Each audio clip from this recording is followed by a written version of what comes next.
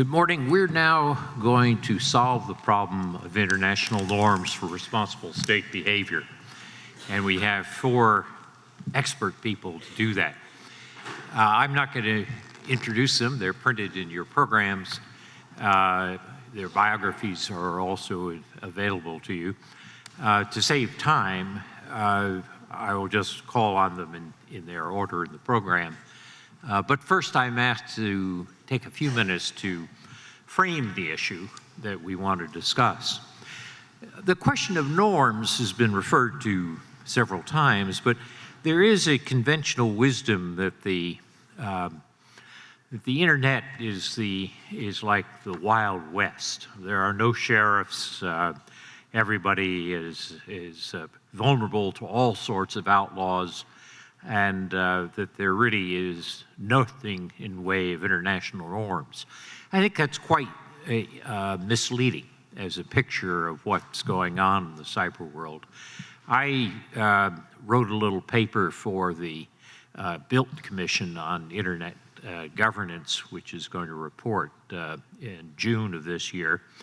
And I called the normative structure for the internet a regime complex. There's not one single regime, but there are all sorts of areas: crime, trade, connectivity, human rights, and so forth, where there really are norms, and they're often imported from surrounding structures of norms. But perhaps the area that we want to focus on this morning in terms of norms is security, because that's where people would say, whatever you may say about norms and the internet, in the security area, it's impossible. You can't have normative structures where you can't verify what has been agreed to.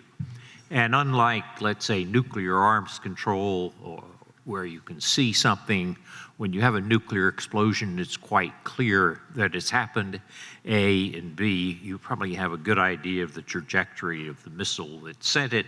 But with cyber, attribution is extremely difficult. Verification is virtually impossible, where the same piece of code can be used as a weapon or as a benign purpose, depending on the intent of the user. And in that sense, people say norms may be appropriate in the area of trade or crime, but not in the security area.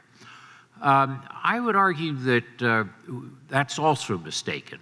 There are areas where norms work in international relations. For example, take biological weapons, which go back to the Geneva Convention in 1927 in the aftermath of revulsion against the use of poisons in World War I.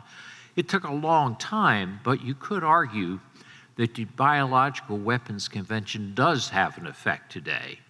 And what's interesting is that the Biological Weapons Convention has no serious verification procedures.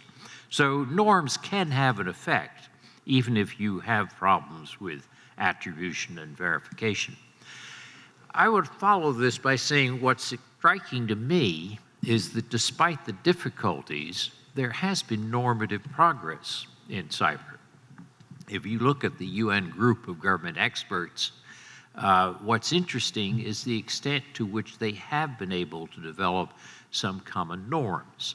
It's interesting that the focus of the last report, which was presented last summer, was not on weapons and outlawing weapons, but on targets. And weapons, as I said, are not verifiable. Targets are more so. And in that sense, the agreement not to target civilian infrastructure in peacetime, and the agreements not to interfere with certs and CSERTs as we make efforts to deal with problems, those are interesting norms that have been developed quite recently. But if you say, well, they don't mean anything, notice that they did become the basis for the summit between President Xi Jinping and President Obama last September. And you had 2 quite important norms stated in that Obama-Xi summit. One that's got most attention was the norm on not using cyber for commercial purposes of espionage, not stealing intellectual property by cyber. That was a very large change in Chinese declaratory policy. We still have to see how it works out, but nonetheless, it has been a norm which is new and which is, I think, important. The other norm which Obama and Xi agreed to was this norm picked up from the UNGGE, which was the argument that you did not attack civilian infrastructure in peacetime. And what's intriguing about that is not only did the two presidents make that statement, but then it became generalized when the group of 20 adopted it. So in that sense, if we say, are there norms in this area, and particularly in the security area, difficult as it is, the answer is there has been normative progress. Is it sufficient? Obviously not. And skeptics among you might remind me of the Kellogg-Briand Treaty, which outlawed war in 1928, but didn't do a very good job. So we still have a lot to discuss on our panel, but nonetheless, I think the argument that we're dealing with a null set or an empty set is not a sustainable proposition. And that's what I've tried to put forward. Now, to deal with the more particular ways of thinking about it, let me turn to our expert panelists, and I'm going to start first with Karsten Geier, who's the head of cyber policy coordination staff for the Federal Foreign Ministry in Germany, and who has just flown in from Germany but promised us to stay awake for all 75 minutes of our panel. Karsten. Thank you, Professor Nguyen. Actually, that was quite a promise to make, but no, being on this panel, I think I'll manage. Let me pick up on what you just said on the importance of norms and on the role and on the work done on norms in the UNGG, the group of government experts, which actually put forward proposed 11 voluntary non-binding norms for responsible state behavior in cyberspace. The question that I'm asking myself is, where do we go from here? There will be another GGE. Can it pick up on those norms? B, are there other fora where that work can be taken forward? Because it's quite clear that some of these norms that have been put forward need a bit more work to develop traction. For instance, there's a norm that says in case of ICT incidents, states should consider all relevant information. Well, then the question immediately arises, what could that relevant information be, and will we all consider the same information? How do we measure it? How do we scale it? And so on. So you could develop a checklist of consideration and procedures to this end. There's also the proposal that states should consider how best to cooperate, to exchange information and assist each other in the prosecution of terrorist and criminal use of ICTs. For that, you need mechanisms and protocols, and there are similar considerations for reporting ICT vulnerabilities, which has also been proposed as a norms by the GGE. So there's work to be done on those. But I'd like to really draw attention to one norm, which is, in particular, which is formulated in paragraph 13E of the GGE report, and that reads more or less as follows. States should respect Human Rights Council resolutions on the promotion, protection, and enjoyment of human rights on the internet, as well as General Assembly resolutions on the right to privacy in the digital age, to guarantee full respect for human rights, including the right to freedom of expression. Sounds wonderful and is, if you read it slowly and carefully, remarkably weak language. I believe that we would do well to strengthen the language on norms, or the norm language on this aspect in particular. Let me go back a little bit into history why I think that. When about 250 years ago or so, some big thinkers came down to say what really should be the foundation for a good government, they said, well, we think that certain truths are self-evident, that all persons are created equal and that they are endowed by their creator with certain unalienable rights, among them life, liberty, and then they said the pursuit of happiness. Pursuit of happiness. What does that mean? It really means that the state has no business interfering in how we deal with our everyday lives. So today we wouldn't talk probably about the pursuit of happiness. We'd say certain truths are self-evident. All people are created equal. They have the right to liberty, to life, and to privacy. That's, I think, what was meant. Why is that? Because equality before the law, liberty, freedom, and privacy are really the fundamentals of democracy. Privacy in particular is essential to democracy since it establishes a personal space where you can fight out controversies and opinions, and where you can, in a way, make sure that one part of society is guarded against the injustices of the other part of society. I'm stealing, as you may notice, a lot of lines here from Framers' thinking. It doesn't really matter if this private space that you need for political controversy, for political thinking, is in some colonial tavern in the 18th century, or if it's on the internet today, because one of the fundamental principles on which I think we all agree is that human rights are the same online and offline. And we are firmly convinced that privacy is among those human rights, which is one of the reasons why we dislike expressions such as privacy rights or the right to be free from unlawful or excessive interference with privacy, which you find occasionally in international documents. Such paraphrasing suggests that privacy is something less than a human right, and that could lead you very quickly to the conclusion that, well, since privacy is fundamental to democracy, maybe then if privacy is not a human right, democracy isn't for all. And there I'd really have a problem. And if I may say, that's something we've learned from our American friends. And you cannot, like I do, live in Berlin without greatly admiring the commitment that Americans have taken for democracy in Germany and in Europe. So I want to underscore that. But those grand words aside, working on norms that protect the fundamentals of democracy are not just good in the interest of human rights, they're also smart foreign policy. I just direct you to reread Michael Doyle's 1983 paper on Kent, Liberal Legacies and Foreign Affairs, where it puts forward that in the interest of peace, where it puts forward that democracies tend not to go to war against each other. So in the interest of peace, we should support human rights online. So that's a long-winded way of saying, I could imagine that the next GGE report should say, in their use of information and communication technology, states should respect human rights, including the rights to equality before the law, liberty, and privacy, which are fundamental to a government based on the will of the people. And if we got that norm, and we got that norm to have traction, I think we'd be going very far. Thank you. Thank you very much.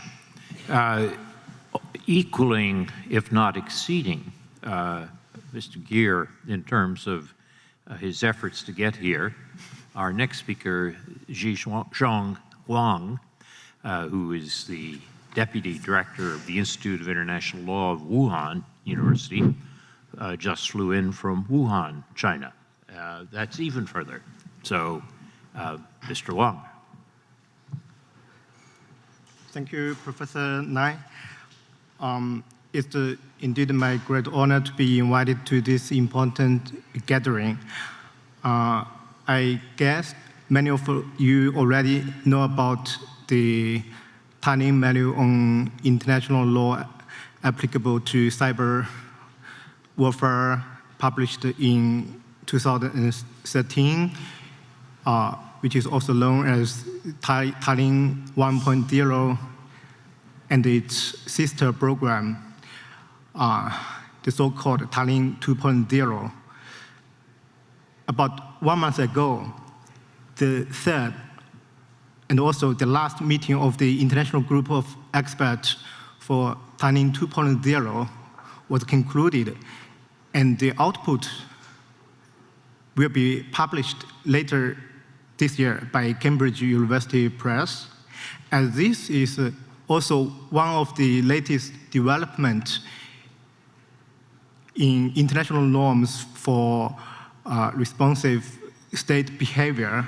So I would like to start with some of my thoughts on the Tallinn 2.0 and then proceed to more broader issues covered in this panel. So by way of introduction, Tallinn 2.0 differs from Tallinn 1.0 in several important ways.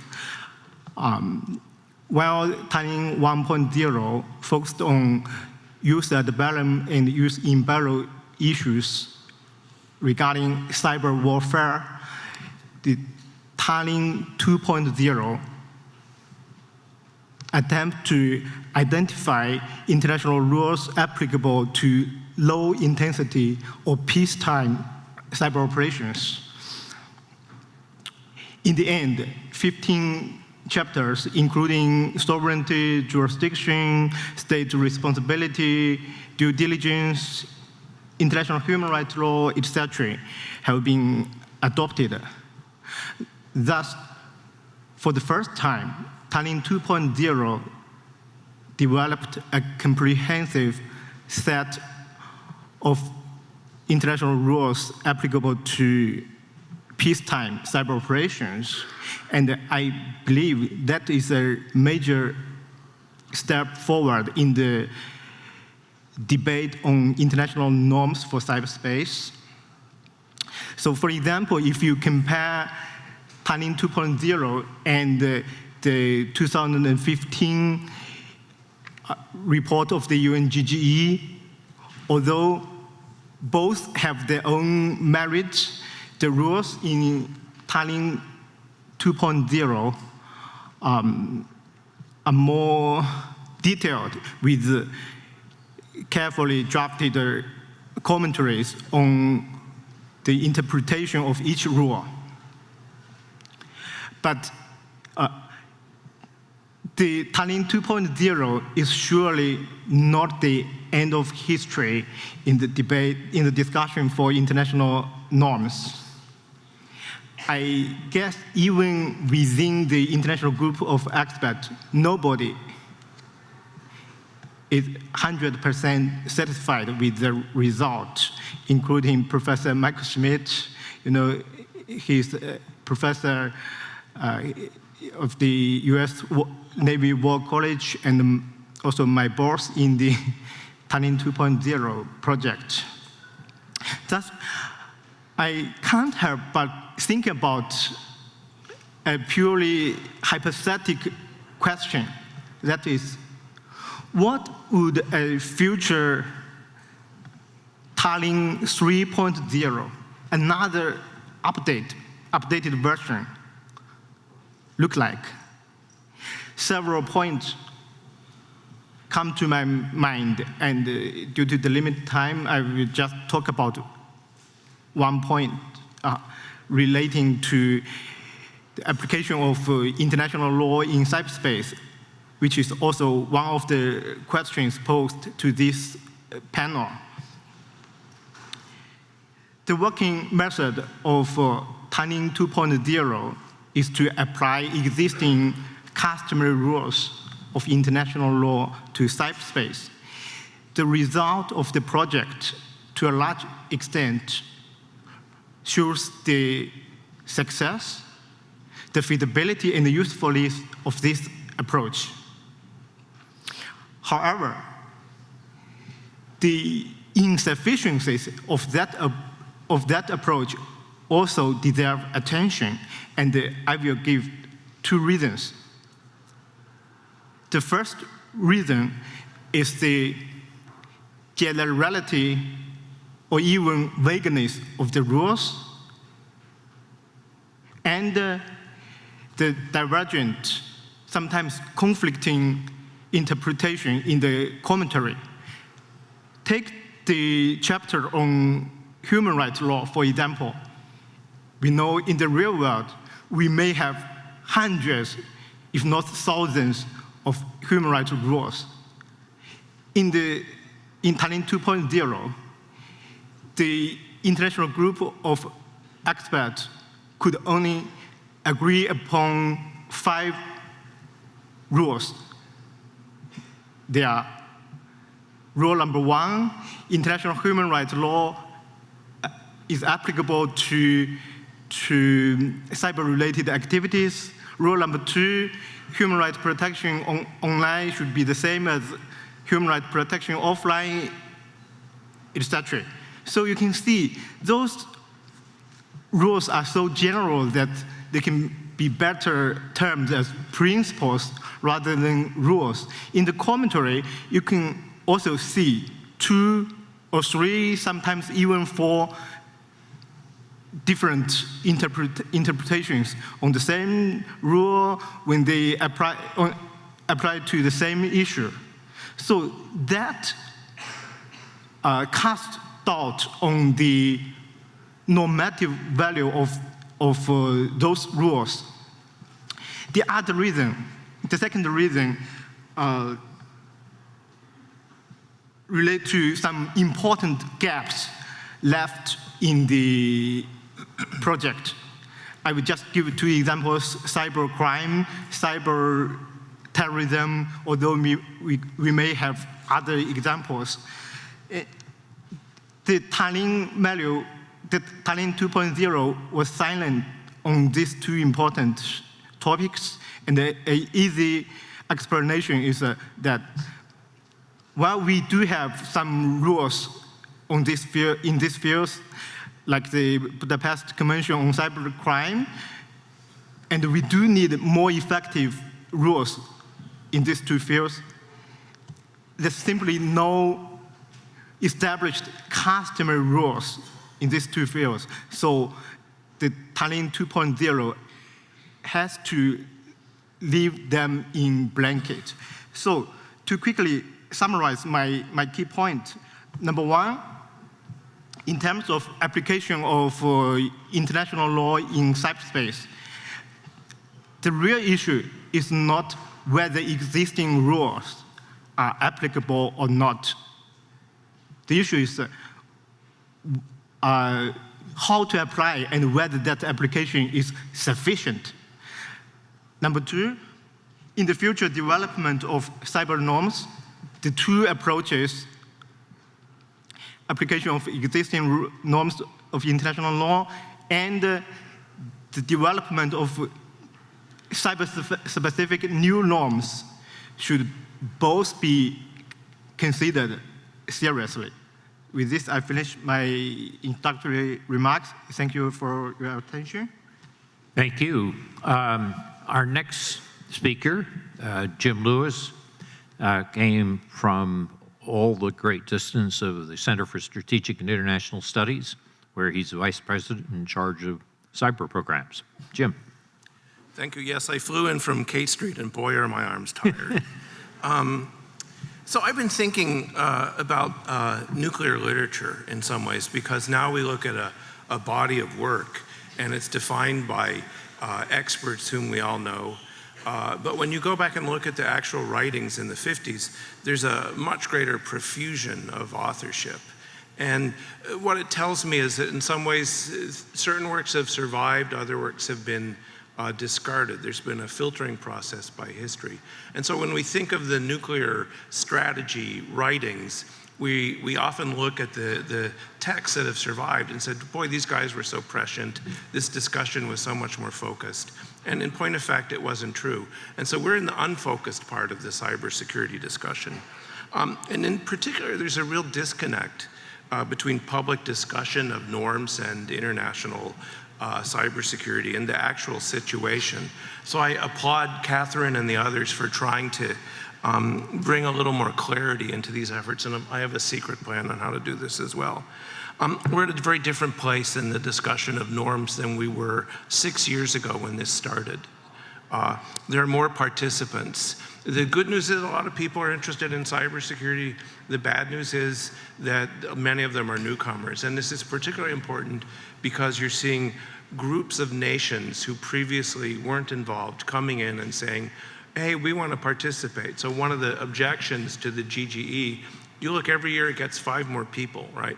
But the objection is, wait a minute, a group of 20 nations negotiate in secret, a group of 5 big powers negotiate in secret and come up with a text, and they ask me to endorse it.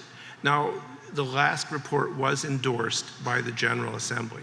That's a really important point.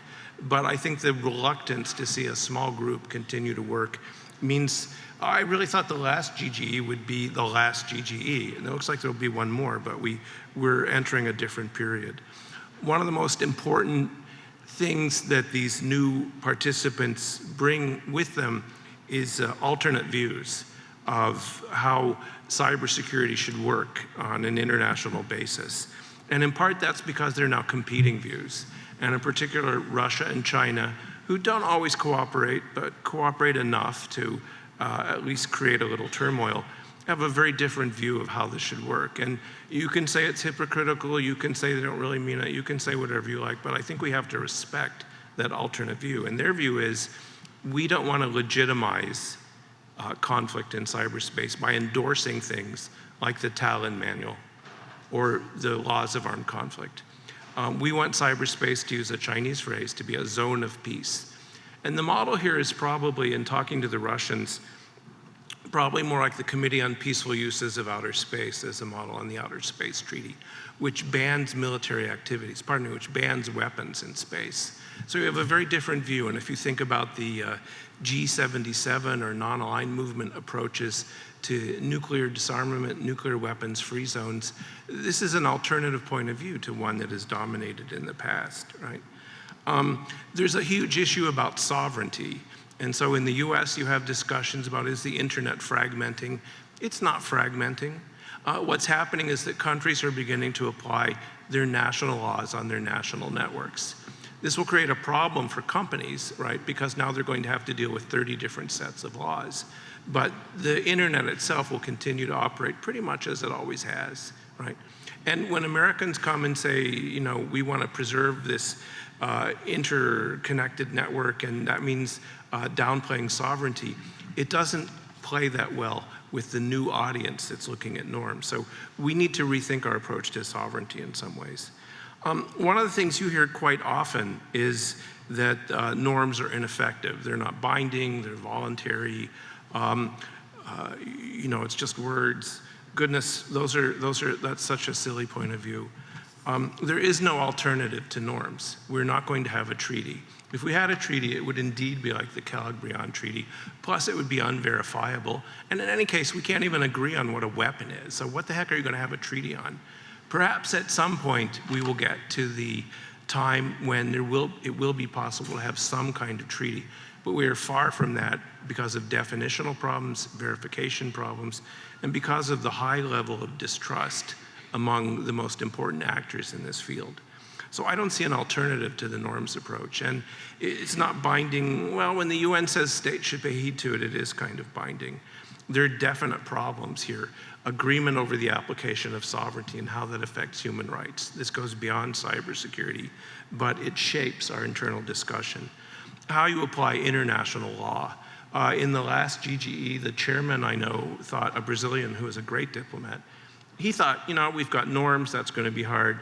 We've got confidence building, that's sort of a no-brainer. It's like saying confidence building is good. And we have the application of international law, and that one shouldn't be that hard. It turned out to be the most difficult issue. States are very far apart in their understandings of international law, and they don't wish to agree, right? They don't want to define what a use of force is. They don't want to define what an armed attack is. We are far from understanding how international law applies, and that turned out to be the issue that almost derailed the last set of negotiations. We did not get agreement until 10 minutes past the finishing time, right? We were lucky the translators stayed. But you're going to see continued problems over how you apply international law. And this is a political dispute. It's not something lawyers can solve. It shapes how norms will apply. But governments disagree on this. When we think about what's next, I think the GGE has probably, my own view, has run its course in terms of being usefulness. It will be something like the Committee on the Peaceful Uses of Outer Spaces. Some have suggested that. Will it be something like the CD? Some have suggested moving this issue to the Conference on Disarmament. One European ambassador told me we should do that because they don't have anything else to do. But I'll leave you with these thoughts. When I say that, people hate it. Words have an effect. And so norms aren't binding. It's not a treaty. Words have an effect. And so commitments by states in the General Assembly, in the G20, to these principles have an effect. And the example I would hold up to you, which Joe, of course, knows very well, is the Helsinki Agreement, right? In the agreement, people were unhappy that the US had made concessions in exchange for a nominal commitment to human rights. And 10 years later, that nominal commitment proved exceptionally powerful. Words have an effect. Norms are the only approach we have right now, but they're at a transitional moment. Thank you. And to wrap it all up, we have Chris Painter, who's coordinator for cyber issues at the State Department. Thank you, Joe. And I think I want to just set a little context here.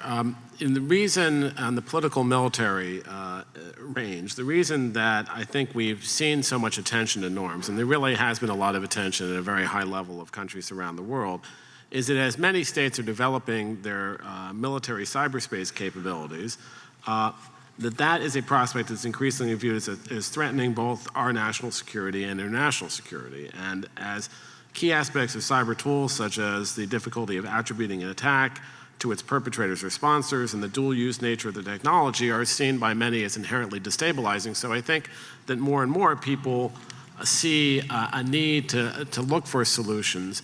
And there are lots of different solutions. Norms are not the silver bullet. They are one part of the solution in terms of creating a more stable cyberspace over time. You also have to have strong criminal law. You have to have cybersecurity. You have to have all the other things that you need to pursue and are talked about in this conference. But I really think it's remarkable how much progress there's been in developing these norms. And I don't want to just shorthand norms. Norms are part of a larger framework. That framework includes, and it's one that we've been promoting really for the last several years, and that framework includes as a bedrock, a foundational principle, that international law applies in cyberspace. And it's quite true that we haven't made as much progress as we'd want to in how international law applies, and I want to delve into that a little bit, but I think that that's a foundational thing. You can't simply say have norms without having that bedrock principle. And the second aspect is there are lots of things that fall below the very high threshold of armed conflict that often people talk about when they talk about cyber war. And what's the kind of conduct voluntarily that states should either forego doing or cooperatively do together? And that's where the norms, what we call the peacetime norms that we promoting came into. And it has been really a significant year for those. And the third element of the framework is confidence building measures, which I'm not as dismissive as them as perhaps was being said. They are no-brainers in a sense, but building better confidence between countries and transparency measures and ways to communicate and to exchange doctrine really also leads to greater stability in cyberspace altogether. So, you know, on that framework, which is a relatively new framework, in diplomatic terms, and when we talked last year, it was before this last GG, there's been a lot of progress even since then, in terms of, as Joe said, and others have said, in terms of a group of governmental experts report which endorsed norms that included not attacking the critical infrastructure of another state in peacetime, not attacking the CERT, not using CERTs for bad, having a expectation of cooperation if there's malicious code coming from your border. And then finally, from the Xi visit, and I was part of those all-night negotiations, that the recognition that countries should not engage in the theft of intellectual property to benefit their commercial sector, that the fact that those were advanced in advance of the G20 was, I think, a very, very significant moment. And what it means is that the world is beginning to pay attention to this area and getting to understand it. And certainly conferences like this help that get out to the larger public. Now, where we go from here, and we've made lots of progress on the CBMs and the OSCE and other fora around the world, and we just agreed a number more. The reason I think we've made some success here is that there is a benefit that not just the US and its allies agree to here, but the Russians, Chinese, and others do too, that there is a real benefit they see in these norms. We're not talking about issues like sovereignty, where we believe that sovereignty should not be absolute. but we're talking about issues where each side sees a benefit. Both sides have a benefit to not attacking critical infrastructure during peacetime, for instance. So I think that explains a lot of the progress we've made. Where we need to go, I think, from here, and again, I think getting the GG report, as Jim said, this was really, I don't think we were going to have consensus in the last minute, and so that was important. I do think this next GG has some work to do. We were disappointed that we couldn't make more progress on how international law applies.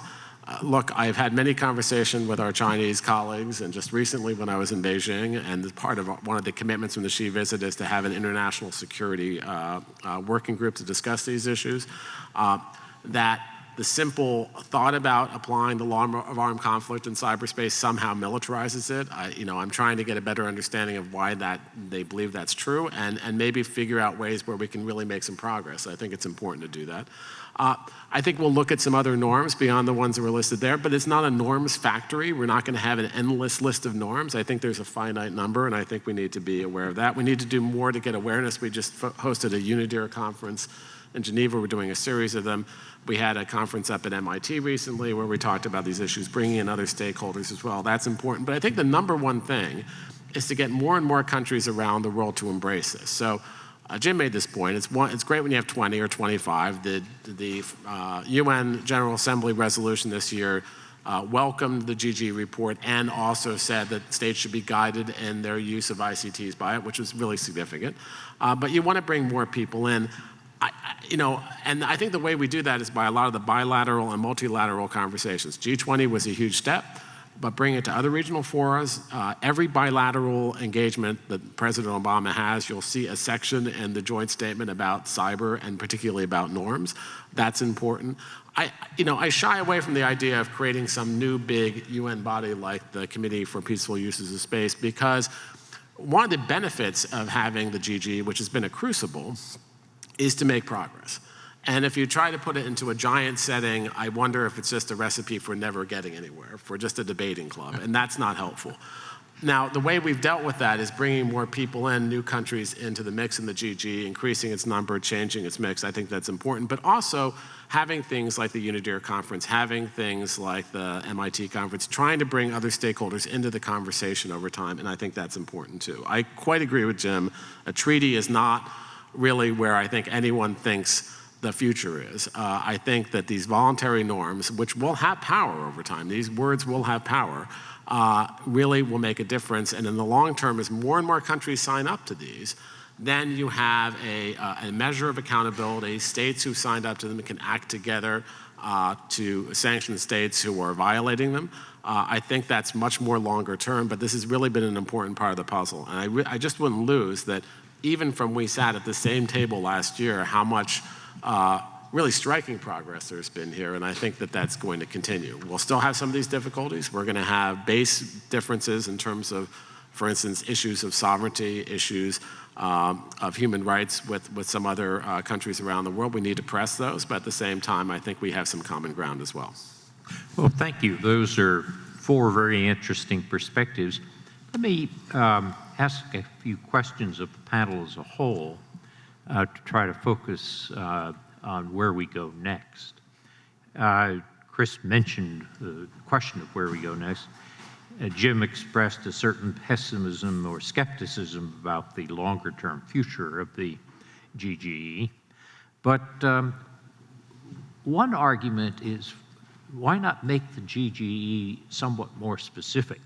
In other words, rather than have it sort of deteriorate into a Committee on the Peaceful Uses of Outer Space where nothing happens and it's known for that, suppose you said that if you take the word critical infrastructure, which a lot of people say is pretty vague. Do we have 16 areas of critical infrastructure in the U.S.?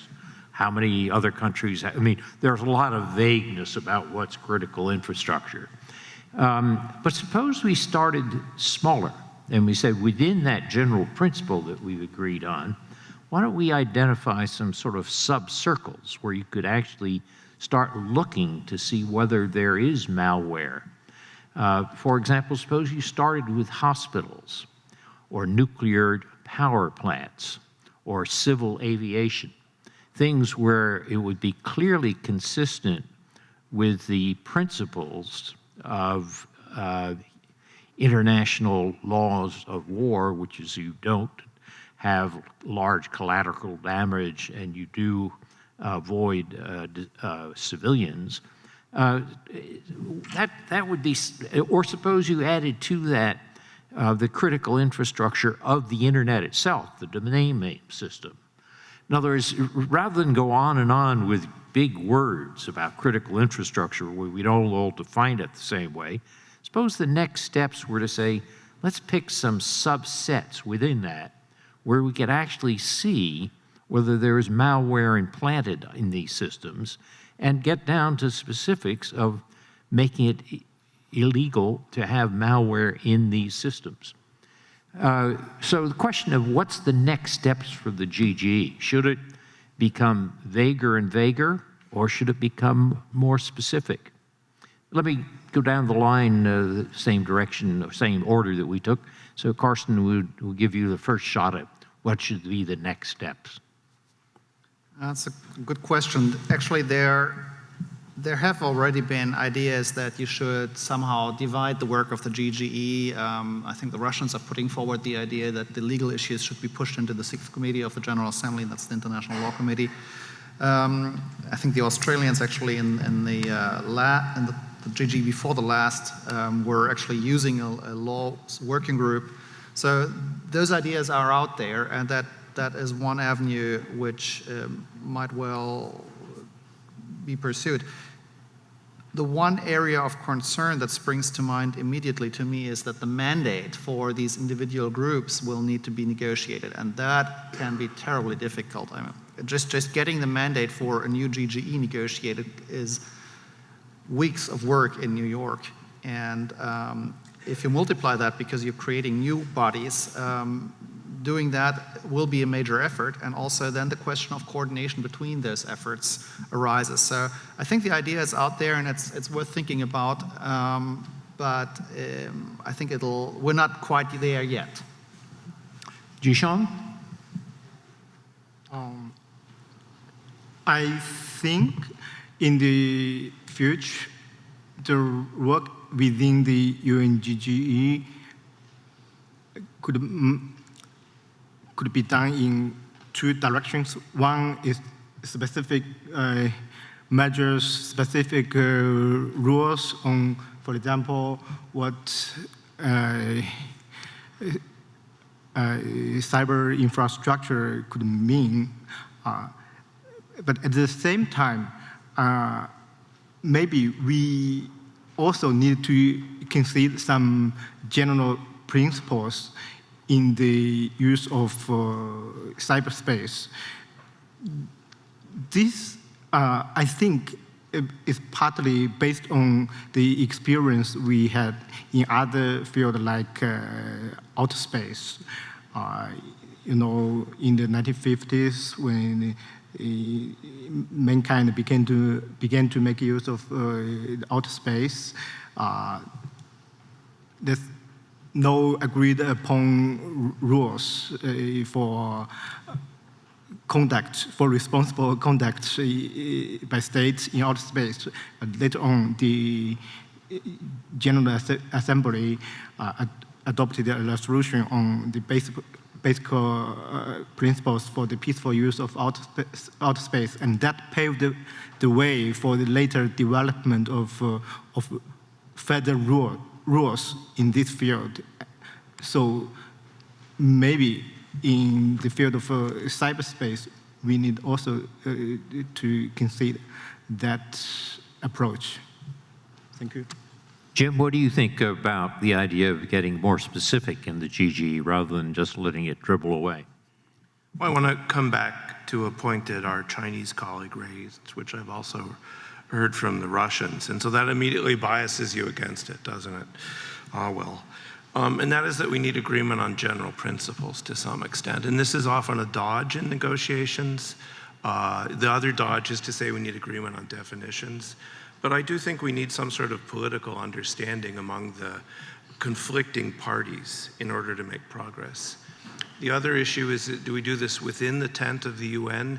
All of the precedents we've cited tend to take I started working when I was a junior officer on the Conventional Arms Transfer Treaty. 20 years later, they agreed to it, right? So if you do it in the UN, expect a stately pace. That suggests perhaps is the G20 an alternative? These are things we need to consider. But my concern is that if you can get specific steps, but without some larger agreement, they really won't contribute that much to stability. So there's some that would be useful to pursue. You mentioned the DNS, but we do need to come back to this general understanding on responsible state behavior. So I would be, I think it's already restricted. It's not boiling the ocean now. The GG, in fact, Karsten talked about some of the human rights issues which are there, but there are also other committees in the UN system that deal specifically with human rights issues. And the GG is in the first committee, which deals really with some of the political military issues. So there's a lot. This is not the forum where we debate internet governance, for instance, or every issue. It is more focused on the international security issues. With that said, I think there are really two tracks. One, yeah, I agree, Joe. I think there's more that can be done to get into some of the specifics here, to talk about some of the issues. What infrastructures are we talking about? Is there some commonality, maybe financial, maybe energy? Out of the Nuclear Security Summit, there was a project that the UK had that talked about the cybersecurity of nuclear control systems.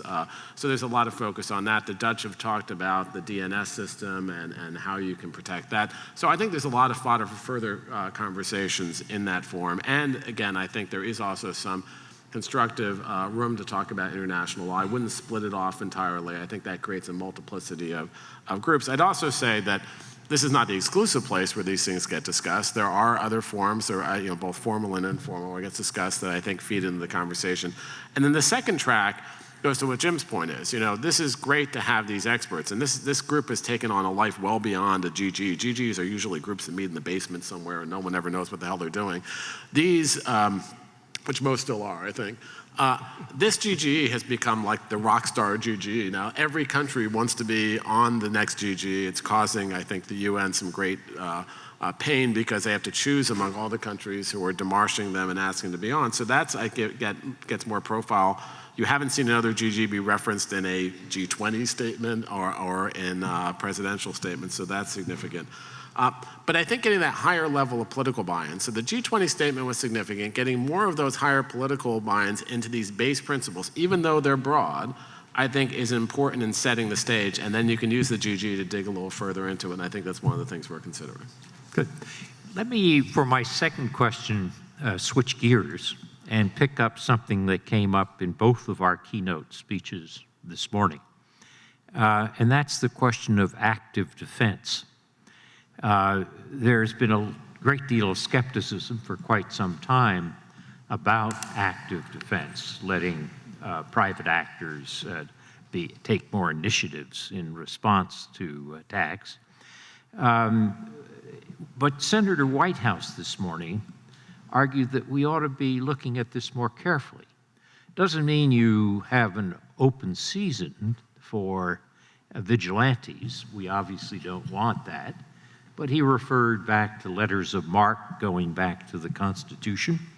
And when Director Comey was asked about this, he said, well, he had a certain skepticism about how you would deconflict the various actions. But there has been a recent work done by a group at the Carnegie Endowment, which says we ought to be looking at what are the norms that we would want to limit active defense, rather than making it yes or no, binary black or white. Maybe if we thought hard about it, we could say there's certain norms which could allow us to have some degree of active defense without opening the floodgates the way Director Comey was warning us against. And the norms that the Carnegie people have proposed are that the purpose would be confined to protection of critical assets. The duration would be mostly during an ongoing attack. The targets would engage only those necessary to mitigate an attack or reverse its material damage, in other words, not for retribution. The effects would aim for discriminate and localized effects, and the conditions the defender should be able to justify necessity and proportionality of its response to competent authority. So here's an effort to try to say, rather than yes or no, as we develop norms, should we be thinking about norms for limiting active defense rather than totally prohibiting active defense? Why don't we do the same order? Karsten, we'll let you start out. I have the feeling you're putting me on the spot here. No, everybody's going to be on the same spot.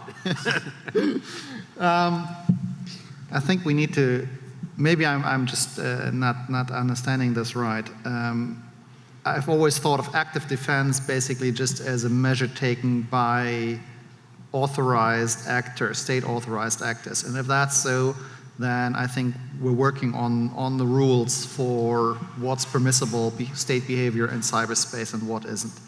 No, sorry, just to explain what Senator Whitehouse was saying is that the state, in the form of the Congress, would pass a law saying that a corporation could do a certain limited set of things if they obeyed the following principles. That's so you're bringing private actors into the field. Of course, the letters of marque analogy may be dangerous because I think there is it was an international convention sometime in the 19th century abandoning letters of marque. So, and probably for a reason.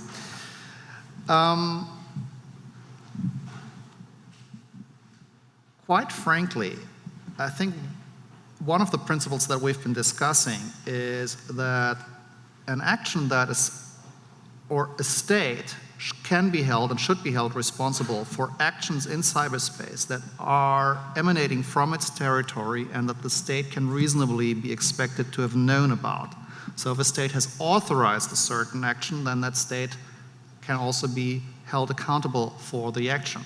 Turn that around, it doesn't make much of a difference if the person who is engaging in active defense is wearing a uniform, a military uniform, and has a crew cut, or if he's wearing pajamas and is operating from his basement, as long as he's state authorized. So the main point is to ensure control and that states can be held accountable for these actions.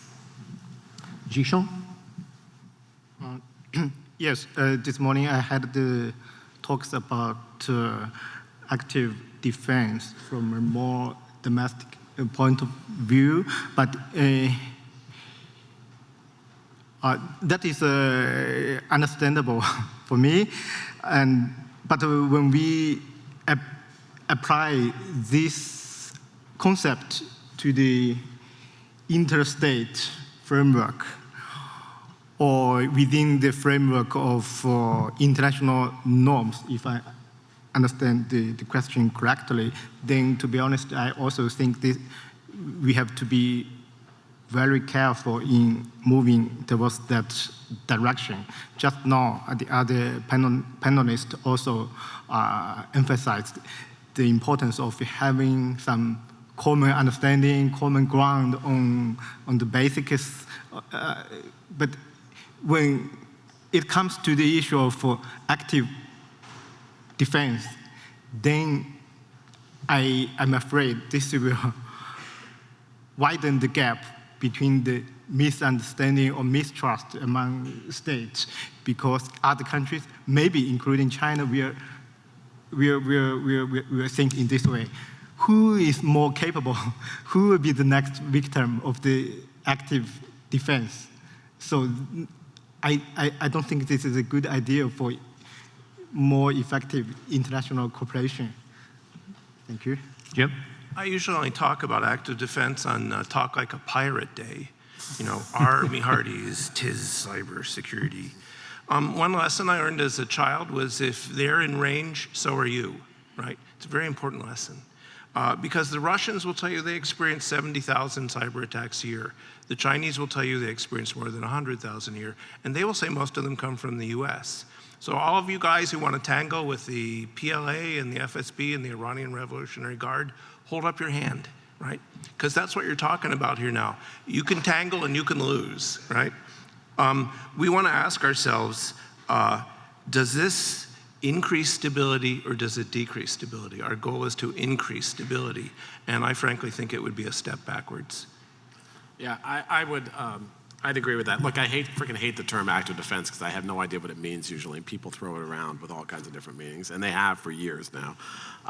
But if active defense means going beyond your perimeter to then essentially go often into another country to supposedly attack your attacker, first of all, I think that's a fantasy most of the time. I mean, I think that, you're talking about a huge range of private actors who could be the subject to various attacks. And those norms are great, but they're not going to know those norms exist, and they're not going to live by those norms. It's not like holding states accountable. And there is a norm right now. In the US, it's illegal. There's a law against it, so you're not allowed to do it. But one of the reasons for that is not just the destabilizing aspect that Jim mentions, which I think is clear. But look, if you're a smart attacker, you're not going to be attacking directly from your domain. You're not going to say, hey, there is the attacker in wherever, China, and I'm going to hit him back and I'm going to stop him, if you had the capabilities to do it. If they're smart, they're going to go through third-party proxies in innocent countries, in Germany, wherever. And so the people you're attacking are an innocent third-party box, which is crazy. So, this has been debated constantly, and I think when it comes down to it, however you feel about the policy, when you come down to that practical element of really the capability to do it and to do it effectively, it falls apart. Well, it sounds to me that our panel comes out closer to the second of our keynote speakers than the first this morning on this issue. I had another set of questions, but I think it probably might be more useful to take the rest of our time and turn to the audience. So let me open the floor to members of the audience who would like to ask questions. The microphone is here in the center. Please identify yourself and make sure that a question has a question mark at the end. Yes, sir. My name is Patrick Maldre. I'm former diplomat for the Republic of Estonia, proud member of the Estonian Defense League Cyber Defense Unit that was mentioned by the senator earlier today, and current head of a new research program at CIPA called the Cyber Defense Initiative here in Washington, D.C. My question to the panelists is, how exactly do recent cyber events fit into your views on international norms? So we had, at the recent UNGG, the most recent one, we had a norm saying attacks on critical infrastructure.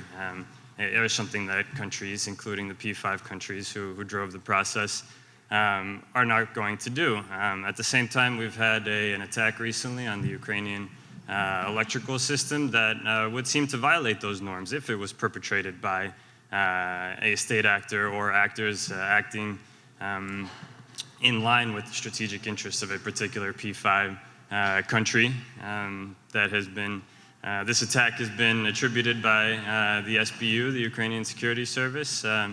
There's relatively little doubt, I think, among the security community in general as to whose interests are served by this attack, and I'm wondering if this has any bearing on your views of the international norms process, and if you're interested as well, commenting on the role that cyber deterrence can play as a complementary strategic framework. Thank you.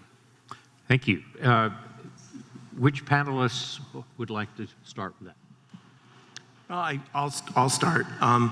The Norman question applies in peacetime, right? The words in peacetime don't appear because certain people objected to them.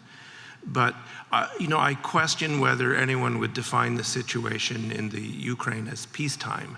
So you could make the case that we don't fit into the 19th century boxes anymore. It was a lot of fun. You got a nice uniform, there were bands, you got to march around. But that's not how we fight wars anymore. So I think in peacetime is the key phrase here. Also, norms take time. It's not like a switch, and eventually these will have an effect. I'm not a big fan of deterrence because it tends to be, for me, a form of ancestor worship, but there probably are ways that you could make deterrence work better. But I'll leave it maybe the other panelists.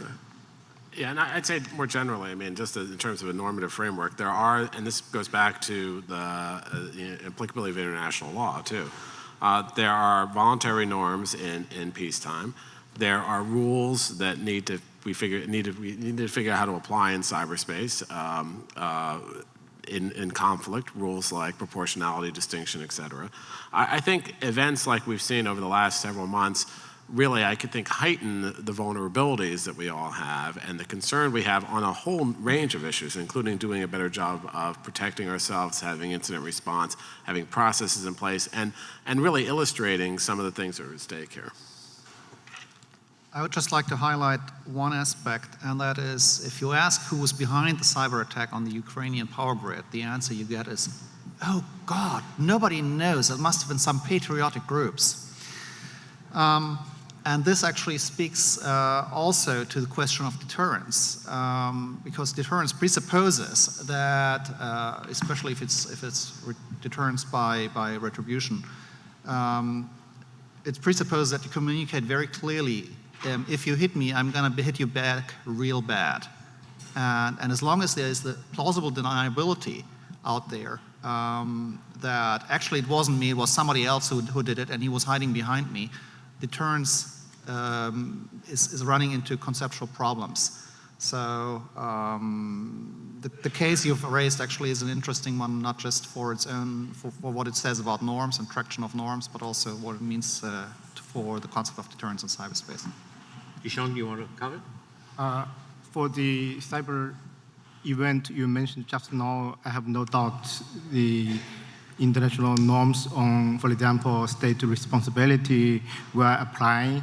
But again, the issue, the other complicated issue such as attribution will also arise. So we may need to further develop our technical capability for attribution and the more clear rules for attribution, etc.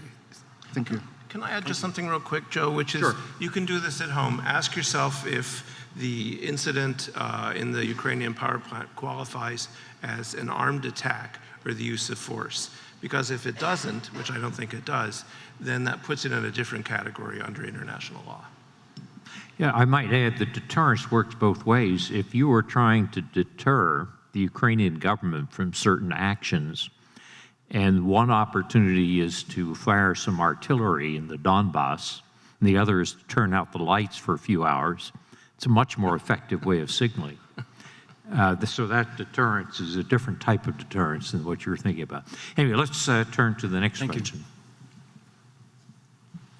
Hello, I'm Michael Potter with the nonprofit organization Geeks Without Frontiers, and I recently presented a paper asking the question, when do cyber attacks become weapons of mass destruction? And one of the challenges, of course, are the definitional challenges. And what I would like to ask the panel is, if we're not able to sort out some of these definitional questions in a multilateral form, whether certain unilateral declarations might end up enhancing deterrence and making it a safer international environment. Who would like to start on that? Yeah, so, I mean, I think there are some of those out there, certainly. I mean, we have said as early as, we said in our 2011 international strategy that if an attack is significant enough, we will use all the tools. And this is something that people keep thinking of cyberspace as such a unique thing, and they think about countering cyber with cyber, which is really not the way you should think about it. What we said is if we have a significant enough cyber event, cyber attack, we would use all the tools at our disposal, diplomatic, economic, criminal law, and military as a last resort if necessary. And so I think, to articulate further what the exact red lines are, I think is fraught with danger, because you don't do that in the physical world, frankly. But I think people have been more upfront about capabilities and about those issues. I don't think that depends on doing definitional work. I think you can, Jim said this, you can spend the rest of your natural life trying to come around with a common definition, and we've gone down this path before. I think it is useful to have an understanding of what your friends and your frenemies and your adversaries mean when they say certain things, and that's helpful. And I think there's been more work that's been done out of that, including out of the GGE. Same here. You deliberately want to actually leave a bit of insecurity there. You don't want to say, okay, here's exactly the threshold of when I will feel attacked. Because if you do that, you can make damn sure that everybody will attack you just below that threshold. They're never going to step beyond that threshold. So and you can do a lot of damage without actually passing into an armed attack and getting retaliation. Having said that, I think we've been equally very clear, and I think also NATO has been very clear, that we consider damage done by cyber means, or the effect done by cyber means, as potentially passing the threshold of an armed attack, and then you respond by whatever means is appropriate.